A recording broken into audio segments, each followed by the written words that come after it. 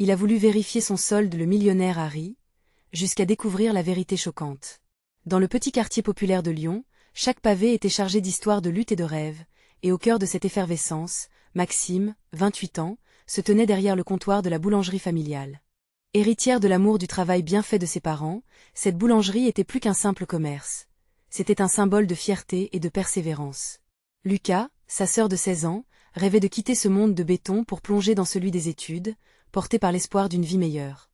Maxime, quant à lui, sentait un poids immense sur ses épaules, un désir ardent de lui offrir cette vie qu'il n'avait pas eue, bien que le quotidien ne soit jamais facile. Ce soir-là, une ambiance chaleureuse régnait autour de la table de Julien, l'ami des enfances devenu millionnaire grâce à un coup de maître dans le numérique. Les rires et les plaisanteries résonnaient comme une douce mélodie, mais une tension sourde s'immisça peu à peu dans la pièce. Maxime, curieux d'en savoir plus sur sa situation financière, sortit son téléphone pour vérifier son solde. Lorsqu'il vit le nombre qui clignotait à l'écran, la légèreté des rires s'évanouit instantanément. 1 million d'euros. C'était comme un coup de poing.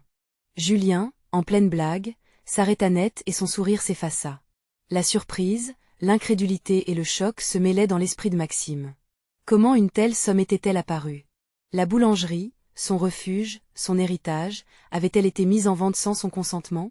La trahison le saisit.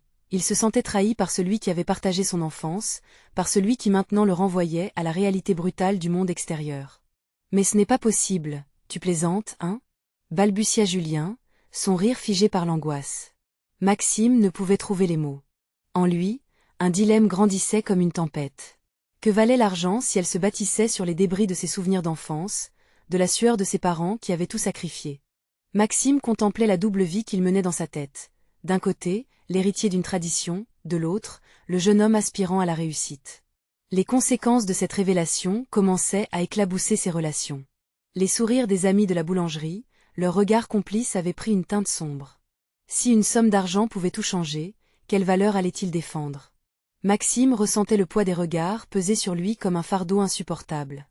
Il devait faire face à son ami, cette confrontation devenait inévitable. Avant de continuer, je dois vous avertir de quelque chose d'important qui se passe. YouTube a fait des changements dans le système et beaucoup de personnes perdent les notifications des chaînes qu'elles suivent.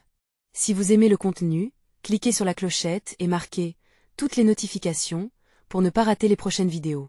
Et si vous pouvez laisser un like, ça m'aide énormément avec la portée sérieusement, ça fait la différence. Ah, dites-moi dans les commentaires d'où vous regardez. J'ai toujours la curiosité de savoir qui est de l'autre côté de l'écran. Maintenant continuons.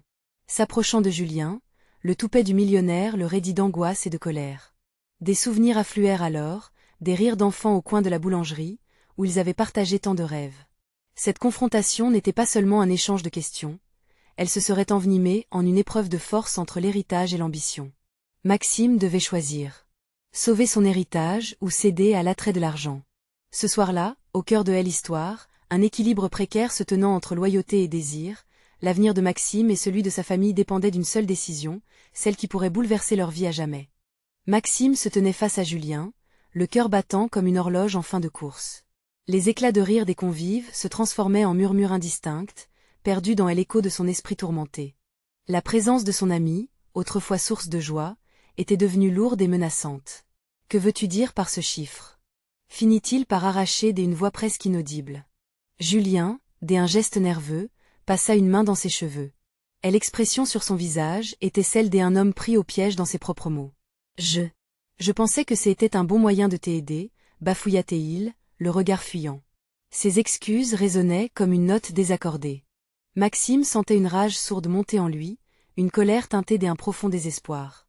Il savait que loin de tel argent se trouvait un autre enjeu, celui de l'identité. La boulangerie était bien plus qu'un héritage. C'était le témoignage d'un travail acharné, d'un amour familial et d'une passion sincère pour la gastronomie. Tu as ouvert une porte qui ne devrait jamais avoir été franchie, Julien. Je ne sais plus qui tu es. Les mots étaient comme des flèches, chaque syllabe éclatant en plein cœur de cette amitié naissante dans l'acier du profit. Les visages autour de la table s'étaient tendus. La légèreté du repas s'était évaporée, remplacée par un malaise palpable. Lucas, écoutant silencieusement l'échange, ressentait sur son jeune cœur le poids des conséquences d'une telle révélation. Elle débordait des inquiétudes, cette envie de rester proche de son frère, ce fil de complicité fragile entre deux. Je ne voulais pas tout ça, Maxime. Julien protesta, ses mots se bousculant sur la langue. Je pensais que si tu avais de l'argent, tu pourrais faire ce dont tu as toujours rêvé, voyager, voir le monde. Tout ce que ta famille n'a jamais pu faire. Un éclat de tristesse traversa les yeux de Maxime. Et si les rêves de Julien n'étaient pas si éloignés des siens? Élevé dans un cocon des amours, il avait toujours su qu'il voulait offrir à sa sœur la vie que leurs parents n'avaient pu lui donner. Mais à quel prix? Chaque euro semblait se présenter comme un traître, détachant le jeune homme de ses racines, des valeurs qui lui tenaient à cœur. Julien, rêver n'a jamais coûté d'argent, et je ne veux pas d'un monde où l'argent décide de qui je suis. La boulangerie est mon rêve, pas un fardeau. Ces paroles, sorties avec conviction, résonnaient comme un cri de ralliement. Julien, la tête baissée, finit par murmurer, un frisson d'inquiétude dans la voix. Que devrions-nous faire maintenant? Maxime savait qu'il devait répondre, mais même lui ne pouvait se l'avouer, une tempête se préparait.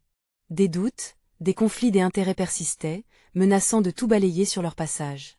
Que faire des promesses d'avenir, des valeurs familières? Je ne sais pas. Mais ce que je sais, c'est que je dois prendre le temps de réfléchir. Nous ne pouvons pas laisser l'argent décider de qui nous sommes.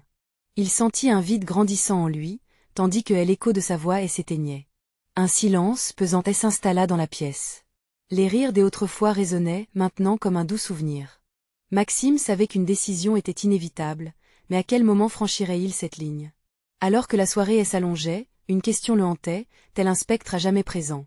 Leur amitié pouvait-elle survivre à cette épreuve, ou serait-il finalement condamné à se perdre dans le dédale des ambitions et des désirs? Mais plus important encore, tirerait-il la bonne leçon du chaos qui l'entourait, ou tomberait-il dans le piège tendu par l'illusion des 1 million d'euros? Leur destin, incertain, était suspendu dans les limbes d'une décision qui approchait à grands pas. Le moment de vérité, lui, n'était plus qu'à quelques pas. Maxime traversait le couloir, son esprit embrouillé par les événements de la soirée. Chaque pas résonnait comme un rappel brut de la confrontation qu'il venait d'avoir avec Julien. Les rires étouffés des invités se mélangeaient à ses propres pensées tourbillonnantes, une cacophonie qu'il ne pouvait ignorer. La lumière tamisée des lampes du couloir scintillait comme les étoiles qu'il avait souvent rêvé de toucher. Mais ce soir, ces étoiles semblaient inaccessibles. Une fois à l'extérieur, l'air frais de la nuit, elle enveloppa comme une couverture de réconfort. Il inspira profondément, chassant les nuages sombres de la rancœur et du doute. Il se dirigea vers le vieux banc du jardin, un refuge, un endroit où il avait passé tant d'heures à penser, à rêver et parfois à pleurer. Lorsqu'il s'y installa, il observa les feuilles des arbres qui flottaient doucement, comme des pensées qui s'éloignaient et revenaient. Son téléphone vibra dans sa poche, le rappelant à la réalité. C'était un message de Julien. « Je suis désolé. Pense à ce que je t'ai dit. » Un mélange d'inquiétude et de trahison, elle envahit à la lecture de ces mots. C'était une bonne intention, mais tout semblait désormais entaché d'une ombre. Il regrettait que l'humour, la légèreté de leur amitié, ait été si facilement remplacée par une ambiance tendue et conflictuelle. Une pensée lui traversa à l'esprit, et est-ce qu'il pouvait en discuter avec Lucas? Ce jeune frère, si innocent et qu'il désirait protéger à tout prix. Maxime se leva brusquement, son cœur battant au rythme de la détermination. Il fallait parler. Il fallait obtenir une perspective différente, quelque chose qui purgerait cette amertume qui l'emplissait. Lucas était là, dans sa chambre, avec des posters de super-héros sur les murs, un monde où tout semblait possible. Maxime frappa légèrement à la porte, cherchant une manière douce d'aborder le sujet. « Tu es là, Lucas ?» demanda-t-il, incertain. La réponse ne tarda pas. « Oui, entre. » En ouvrant la porte, Maxime se figea un instant.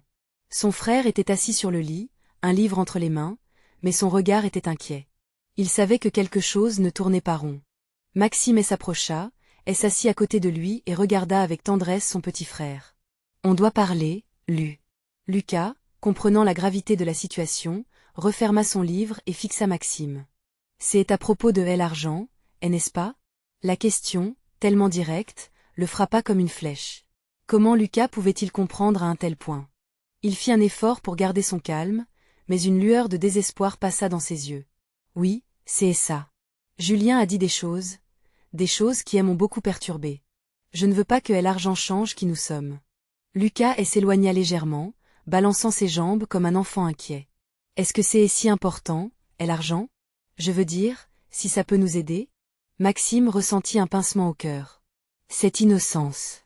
Ces mots, chargés d'une vérité que seul un enfant pouvait formuler sans phare. « Mais à quel prix, Lucas? Regarde notre famille. Regarde notre boulangerie. C'est notre histoire, pas une simple transaction. Lucas acquiesça lentement, son visage grave.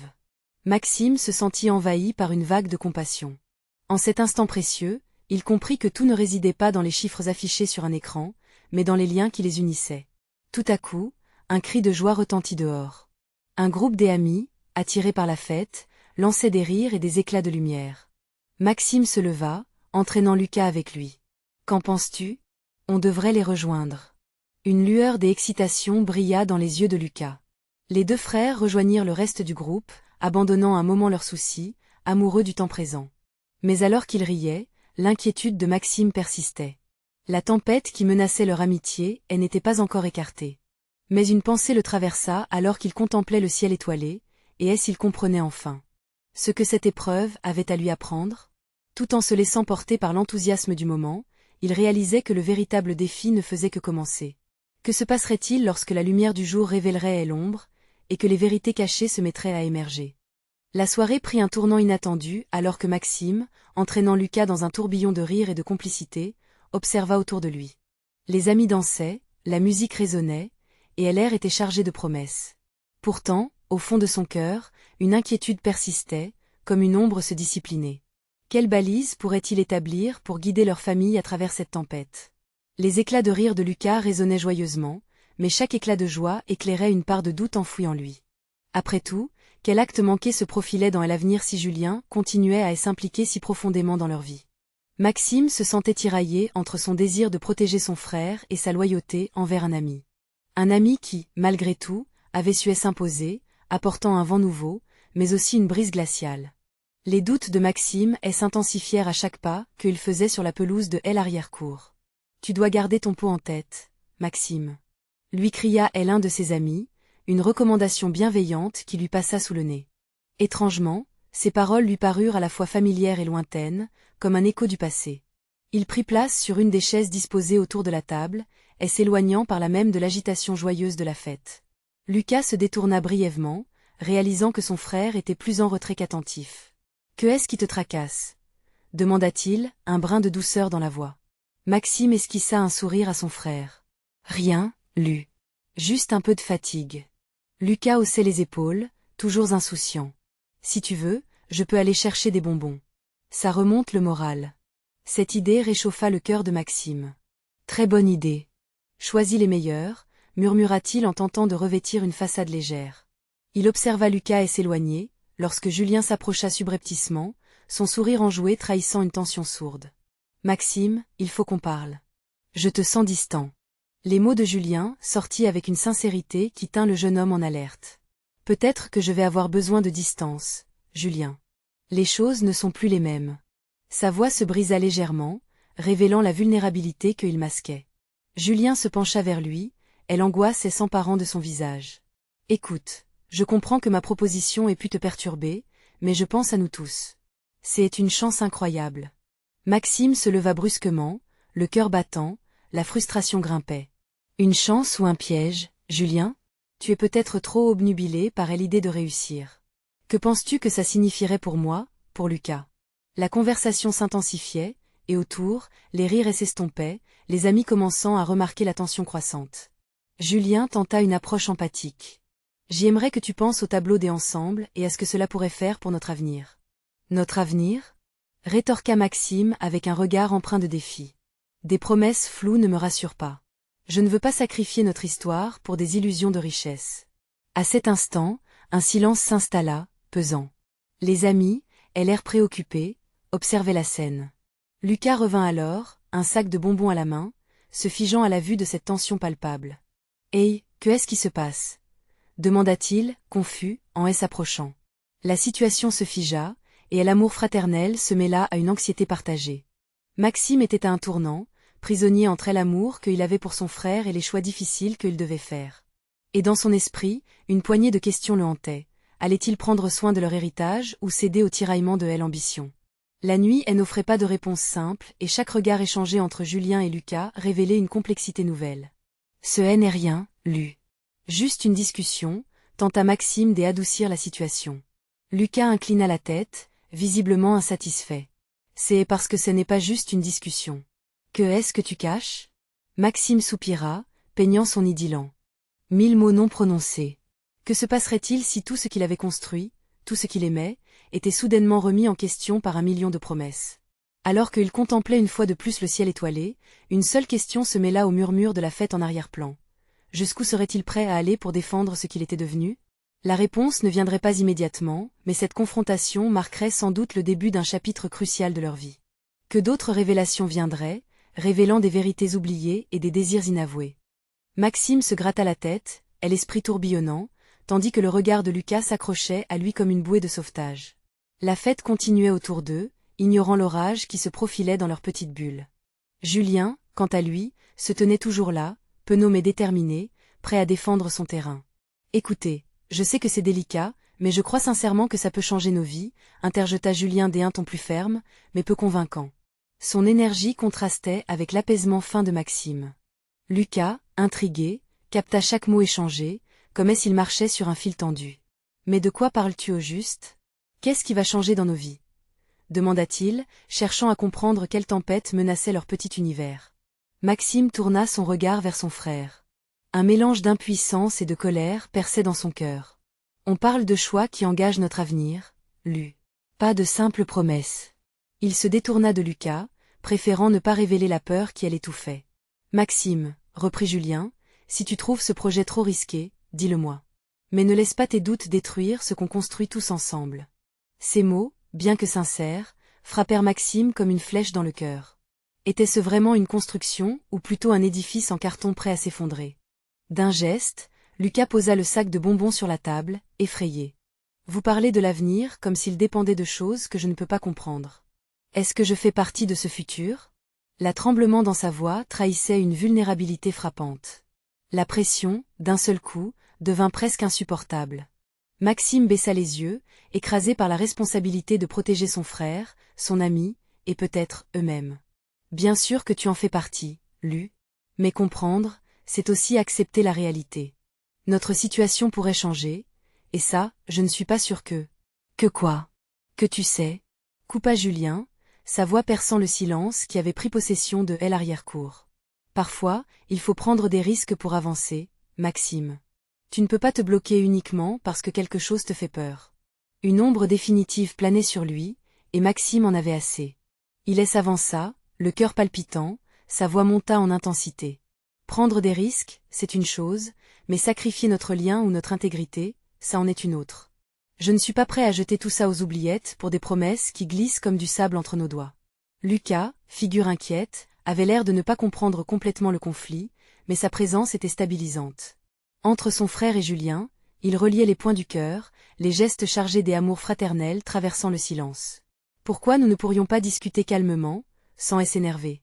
Proposa Lucas, gardant un ton neutre, une lueur d'espoir dans ses yeux. Les mots étaient simples, mais reflétaient le désir ardent de maintenir l'harmonie. Julien regarda Maxime, cherchant une fissure dans son armure. Je suis désolé, mais il faut que tu réalises que tout ne peut pas rester figé. Parfois, il faut laisser la vie nous surprendre. Le silence envahit de nouveau l'espace. Chacun des trois combattait des démons intérieurs, leurs regards se croisaient, cherchant des solutions dans la tourmente.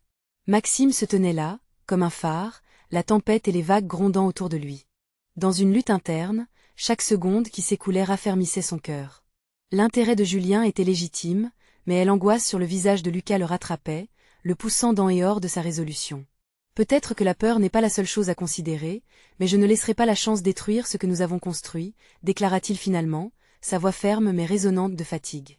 Alors qu'il se dirigeait vers l'entrée de la fête, la main de Lucas sur son épaule était une ancre dans le tumulte. « Maxime, où vas-tu » Il se retourna une dernière fois.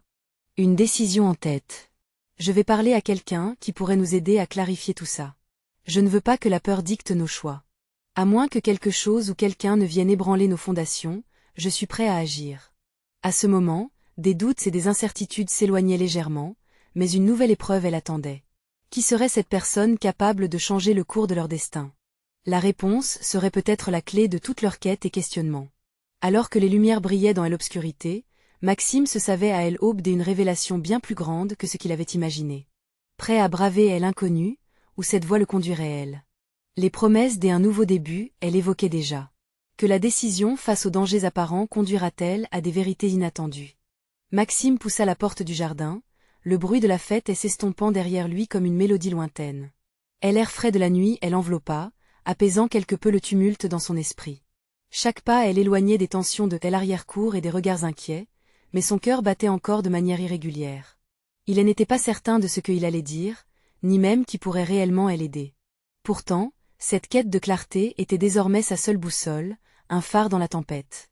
Tandis qu'il marchait, il se remémorait les visages des personnes qu'il connaissait, tentant de trouver celles qui pourraient comprendre l'ampleur des enjeux qu'ils affrontaient.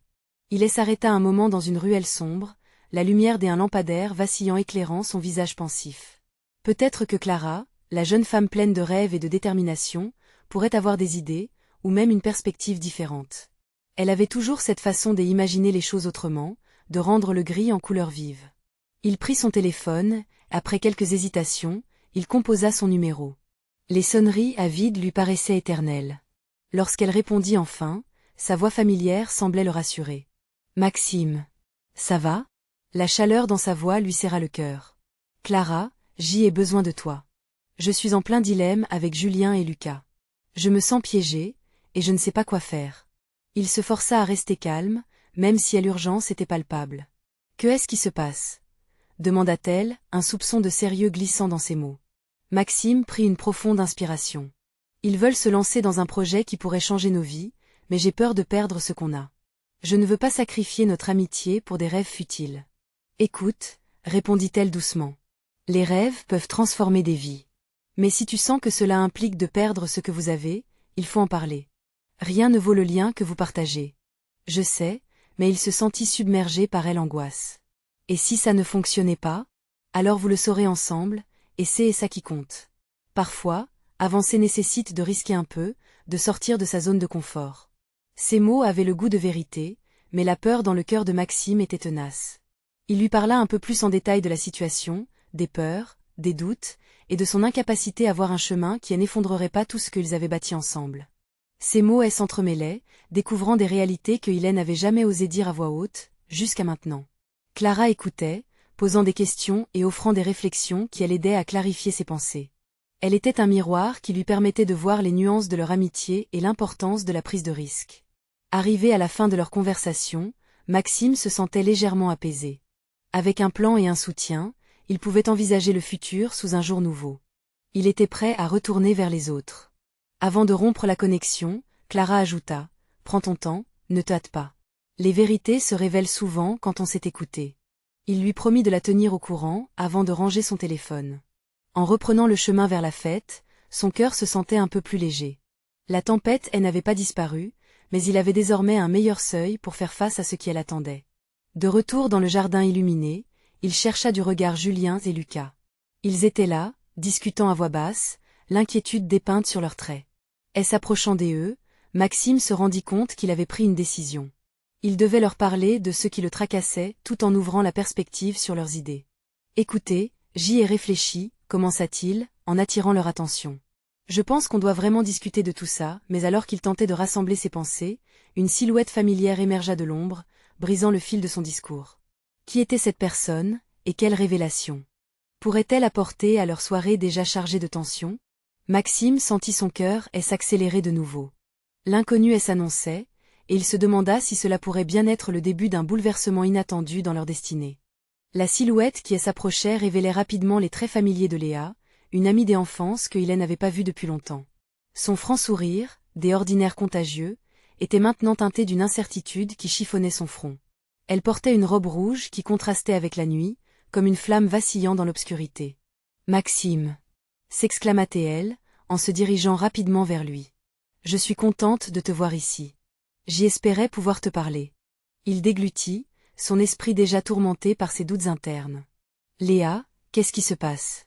Elle hésita un instant, puis, d'une voix plus faible, répondit « J'ai appris des choses sur Julien et Lucas.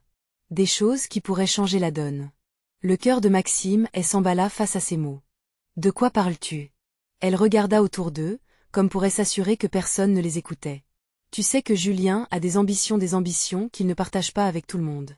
Je pense qu'il envisage quelque chose de risqué, quelque chose qui pourrait les mener à leur perte. » Sa tête se mit à tourner. Tout ce qu'il avait ressenti jusque-là, la peur, et l'angoisse, et l'incertitude, s'accéléra. Il se tourna vers Julien et Lucas, maintenant absorbés dans leur discussion. Ça, c'est ce que j'y essayais de dire avant. Léa prit une grande inspiration, visiblement troublée.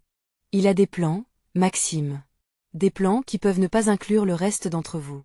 Je m'inquiète pour toi, pour votre amitié.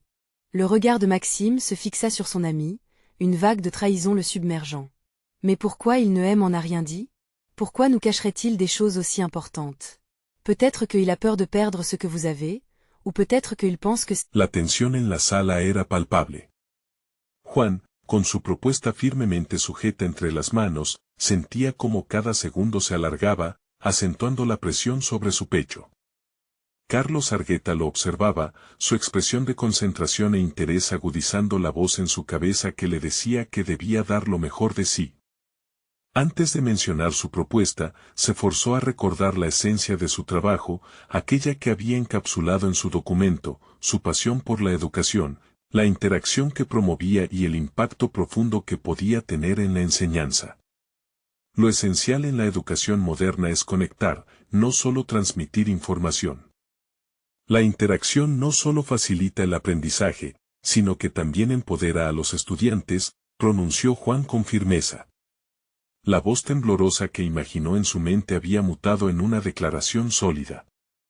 Observó cómo el rostro de Carlos se iluminaba ligeramente, una señal de que su mensaje resonaba.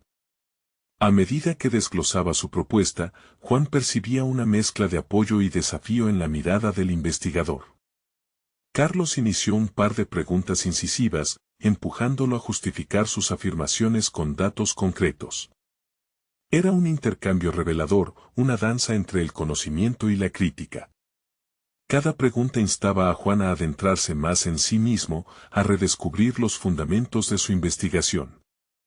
Ante la posibilidad de fallar, en lugar de hundirse en la inseguridad, se sintió obligado a defender con pasión sus ideas. Sin embargo, mientras transcurrían los minutos, la conversación comenzó a inclinarse hacia lo personal. Carlos le preguntó acerca de sus motivaciones y sus experiencias que lo habían llevado a esa reunión. Juan se dio cuenta de que esta era su oportunidad para abrirse y compartir su historia, el camino que lo había llevado hasta allí. Recordó esas largas noches de estudio, los fracasos que había superado, y, sobre todo, las voces de aquellos alumnos que lo habían instado a nunca rendirse. A medida que hablaba, una sorprendente claridad empezó a llenar su mente. Se dio cuenta de que el miedo que había sentido no era solo sobre su competencia, sino también sobre su autenticidad. La visión que había cultivado no era solo un conjunto de ideas académicas, sino una parte intrínseca de lo que era. Esta revelación lo llenó de un nuevo impulso, su valía no se medía únicamente por su ingenio, sino por su capacidad de conexión genuina con los demás. Carlos, al escuchar esa autenticidad, no tardó en interrumpirlo. Juan, es evidente que tienes la pasión y el conocimiento necesario. Lo que necesitas ahora es enfocarte en la forma de presentar tus ideas de manera estratégica, dijo, mientras anotaba algo en su libreta. La validación de su antiguo temor le creó una chispa de emoción, como si todo el trabajo duro estuviera finalmente dando sus frutos. Pero en el fondo, Juan aún sentía la presencia del miedo. La conversación continuó, y a pesar de la luz que empezaba a vislumbrar, un nuevo temor emergía. ¿Esa integración en el mundo académico significaría sacrificar su esencia? ¿Tendría que conformarse para encajar en un sistema que comprometiera su autenticidad? La reunión concluyó con una invitación inesperada de Carlos: me gustaría que participaras en un proyecto de investigación. Veamos hasta dónde puede llevarnos nuestra combinación de ideas. La oferta era tentadora, pero Juan sabía que no podía renunciar a su esencia. Se retiró de la reunión con el corazón palpitante, una lucha interna entre la oportunidad que se le presentaba y el deseo de permanecer fiel a sí mismo. Mientras abandonaba el edificio, la confusión se apoderó de él. Esa oferta podría representar un escalón enorme en su carrera, pero a un coste que aún no comprendía. Una pregunta se instaló en su mente: ¿Cuánto estaba dispuesto a arriesgar para mantenerse fiel a sus convicciones antes de ceder ante las expectativas ajenas? La noche caía, y mientras conducía por las calles iluminadas, Juan sintió que su viaje apenas comenzaba.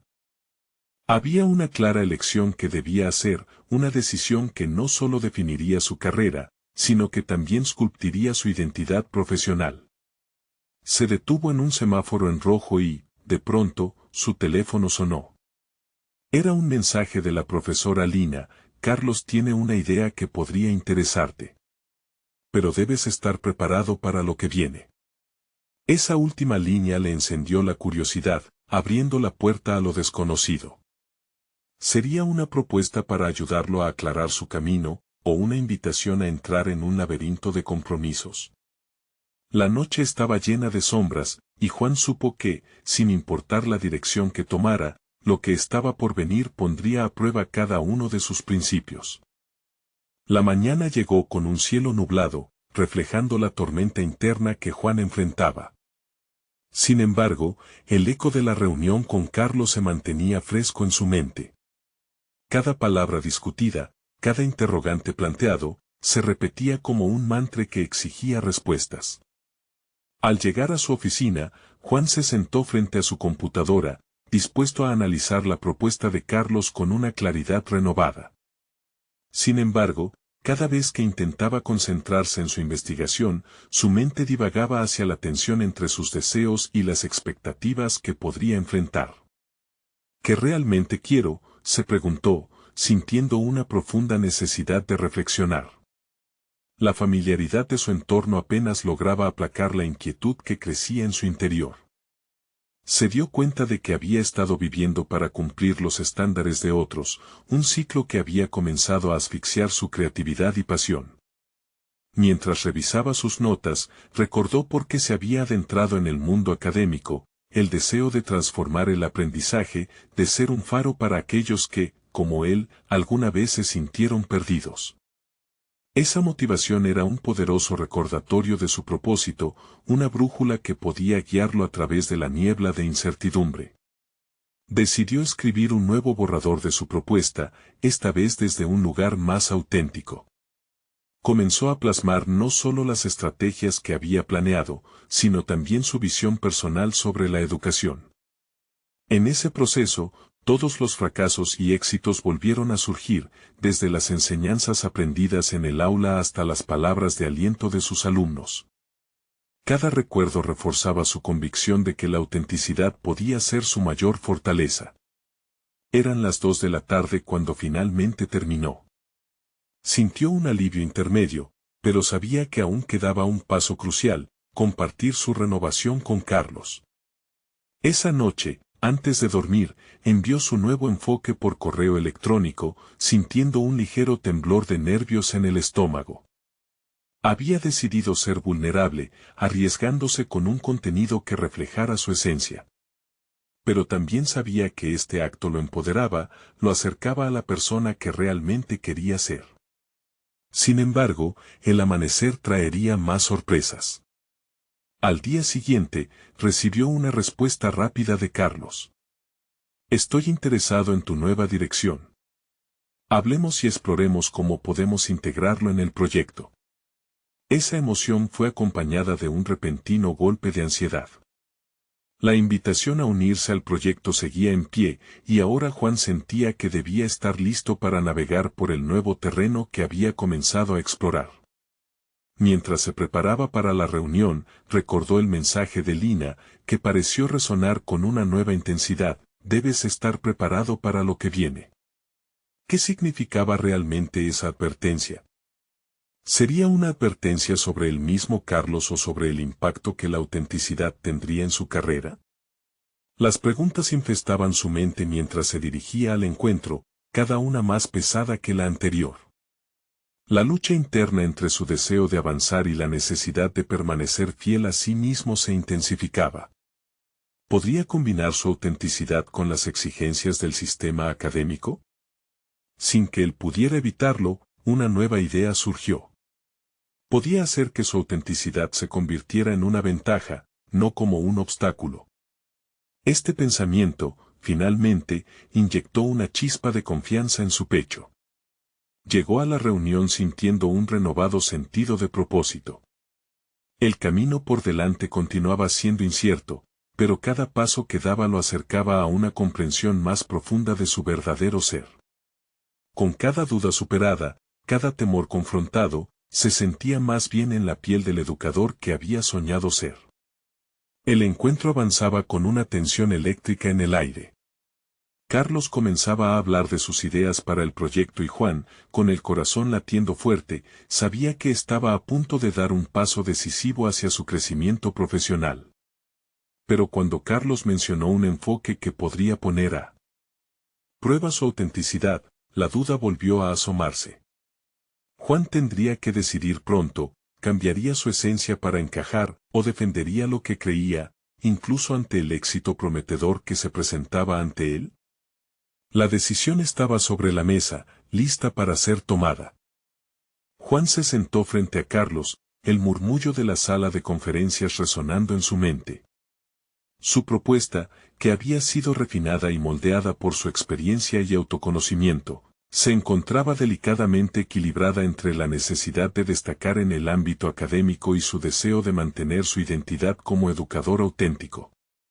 Esa mañana, mientras escribía sus ideas, se dio cuenta de que podría canalizar su pasión hacia una colaboración que no solo lo hiciera crecer profesionalmente, sino que también transformara la forma en que veía la enseñanza. Cuando Carlos comenzó a describir su visión del proyecto, Juan sintió una mezcla de emoción y nerviosismo. Quiero que tu enfoque innovador se aprecie en esta investigación, pero necesitamos algunos elementos que estén alineados con la estructura institucional, dijo Carlos, mientras sus ojos se posaban en Juan, evaluando su reacción. El desafío era evidente. Juan sabía que las sugerencias de Carlos podrían ayudarlo a ganar reconocimiento, pero también frenarlo como educador. En ese momento, recordó la esencia de su propuesta inicial, recordando su compromiso con una educación más significativa y accesible. Carlos, comenzó Juan con firmeza, entiendo la necesidad de adaptar nuestra propuesta al marco que buscas, pero quiero asegurarme de que la autenticidad de lo que representamos no se pierda en el camino. La interacción no debe ser solo una herramienta, sino el corazón de nuestra investigación. Las palabras surgieron de su interior, sostenidas por la confianza que había cultivado a lo largo de su experiencia. No solo había aprendido a comunicarse, sino que también había abrazado su autenticidad como la base sobre la cual construiría su carrera. Mientras hablaba, vio en los ojos de Carlos un cambio, un resplandor de interés que indicaba que había despertado una chispa en su colega. Me gusta tu enfoque, replicó Carlos. Tu autenticidad hasta ahora ha sido tu mayor fortaleza. Quizás no deberíamos comprometerla. En ese instante, Juan sintió que un peso enorme se aligeraba sobre sus hombros. Las dudas que lo habían asediado en el pasado empezaron a disiparse. No solo había logrado exponer su perspectiva, sino que también había ganado un aliado que valoraba su visión. El resto de la reunión giró en torno a ideas que combinarían la innovación educativa con el enfoque crítico y humano que había forjado en su propia práctica. Hablaron sobre cómo diseñar una metodología que permitiera a los educadores involucrar a los estudiantes de maneras que nunca antes habían imaginado. Juan se dio cuenta de que no estaba solo, había encontrado un nuevo propósito en su camino, uno que beneficiaría no solo a su carrera, sino también a muchos otros. Las semanas siguientes fueron un torbellino de actividad. Equipado con una renovada confianza, Juan y Carlos comenzaron a trabajar en el proyecto colaborativo. Se reunieron frecuentemente, intercambiando ideas y desarrollando conceptos que incorporarían aspectos innovadores en la educación. En cada sesión, Juan se sentía más seguro en su papel, y los comentarios positivos de Carlos confirmaron que su autenticidad no solo era valiosa, sino que también era esencial para el éxito de la investigación. Con cada paso que daban, Juan también se sentía más preparado para enfrentar su nueva realidad. Había convertido el miedo en motivación y la incertidumbre en acción. Ahora se sentía con la confianza suficiente para comunicar su pasión en foros aún más grandes, compartiendo su experiencia con otras instituciones educativas. Finalmente, el día del seminario llegó. Juan se presentó frente a una audiencia compuesta por educadores, académicos y estudiantes. Su corazón palpitaba con un ritmo fuerte, pero esta vez, en lugar de miedo, sentía una emoción pura y genuina surgiendo de su interior. Al subir al escenario, se dio cuenta de que no solo presentaba un proyecto, estaba compartiendo una parte de sí mismo, una batalla que había logrado superar, y la transformación que había vivido. Con su voz resonante y segura, comenzó a hablar. La conexión que hizo con la audiencia fue instantánea. Cada palabra fluía con la autenticidad que había abrazado durante su viaje. Habló de la importancia de la interacción en el aprendizaje, de cómo cada uno de sus fracasos se había convertido en un peldaño hacia el éxito. Las miradas atentas y las notas que algunos tomaban le reafirmaron que su mensaje resonaba. Tras presentar su trabajo, recibió aplausos entusiastas que validaban su experiencia. La ovación no solo representó el logro de un hito en su carrera, sino también la culminación de un viaje interno hacia la aceptación de sí mismo. Juan había dejado atrás las inseguridades y había demostrado que sus raíces no eran un impedimento, sino la base para un futuro brillante. No había solo ganado reconocimiento, sino también la confianza necesaria para invitar las voces de los demás a ser parte de su camino. Al salir del evento, sintió que la historia que había comenzado como la lucha de un simple trabajador de la construcción se había convertido en la travesía de un educador apasionado. Finalmente había convertido sus desafíos en oportunidades y sus sueños se habían vuelto tangibles. A partir de ese día, Juan no solo se sintió como un investigador, se sintió empoderado, un agente de cambio en el campo educativo que había deseado ser. Mientras miraba al futuro, supo que la autenticidad sería la brújula que siempre lo guiaría en su trayectoria, y que cada paso, ya fuera pequeño o significativo, lo acercaba a ser el educador que sus hijos, su familia y él mismo necesitaban. Ahora, lo invito a ustedes a que no esperen ni un segundo más para acompañar este viaje de transformación. Suscríbanse inmediatamente al canal para no perderse las próximas historias emotivas y exclusivas. Dejen un me gusta ahora para que más personas conozcan estas historias de superación. Comenten sus reacciones y teorías sobre este impresionante final. Y, por favor, compartan instantáneamente este video con al menos 5 amigos que necesitan ver esta conclusión. Este es el momento de mostrar su apoyo. Gracias por ser parte de esta comunidad de crecimiento y superación.